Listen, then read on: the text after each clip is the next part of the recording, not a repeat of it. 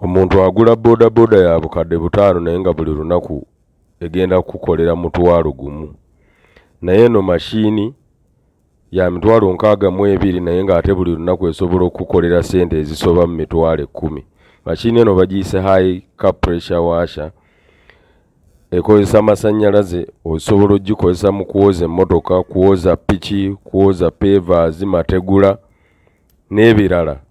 Mashini eno weeri tugikuleetedde, weeri wano e Kampala gwajagadde tukubire ku namba gy'olaba mu screen yawo. Mashini eno sente zo etandikirawo okuzireeta. Jjuka naggambye ya mitwalo 62 zokka. So ate nga tuziyina mu bungi bonna bw'oyagala. Ye mashini gy'oteekamu sente zo leero era n'otandikirawo okulaba sente zo olwaleero. Tugikuweerako waranti wa myaka 2. Kati gwe n'abadde anoonya omulimu mbwe emirimu gibuze, muve mu bintu by'okunyooma emirimu, mutandikewo emirimu egyammwe nga ne sente ojja kuziraba. Buli lwe weetandikirawo omulimu ogugwo kye bayita obugagga nti sente zo otandikirawo okuziraba. Ate ng'oba okozesa sente entono ddala. So kati gwe naali eyo eyandijagadde ya mitwalo 62 tukubireko ku namba gy'olaba ku screen yawo.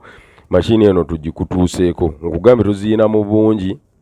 Mashini eno nnungi, mpangaazi ya mitwalo 62.